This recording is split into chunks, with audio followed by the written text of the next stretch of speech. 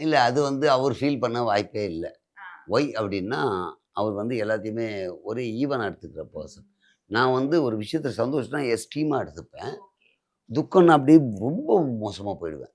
அந்த மாரி அவங்ககிட்ட சொல்லும்போது, "என்னடா இது கான்செப்ட் நல்லா பண்ணோம். எல்லாம் சிரிச்சாங்க, எல்லாம் பண்ணாங்க. பட் ஆனா அந்த இடத்துல வேற ஒண்ணு வரும்போது அவங்க சொல்லணும், இது நம்ம ஆடியன்ஸ் கிடையாது. ம். இங்க கிளாப் பண்றவங்க ஆடியன்ஸ் கிடையாது. இங்க இருக்கிற ஜட்ஜஸ் ஓகே. பட் இங்க வந்து யங்ஸ்டர் உட்காந்துட்டுருக்காங்க. அவங்களுக்கு நீ டபுள் மீனிங், வல்கர் எதனா பேசினா கூட கை தட்டுவாங்க. அப்புறம் எடிட்டிங்ல போயிடும். அப்ப அந்த கிளாப் வச்சு நீ முடிவு பண்ணு. நம்ம ஆடியன்ஸ் எங்க இருக்காங்கன்னா, டிவி பார்க்குறவங்க. ஆமா.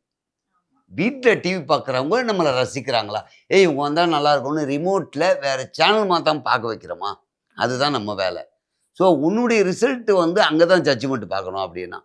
அப்பதான் என்ன நானே தேத்திக்கிட்டு, சரி ரைட் இங்க இல்லனாலும் என்ன. அப்படி வருத்தப்பட்ட காலங்கள் எனக்கு உண்டு. ஆ.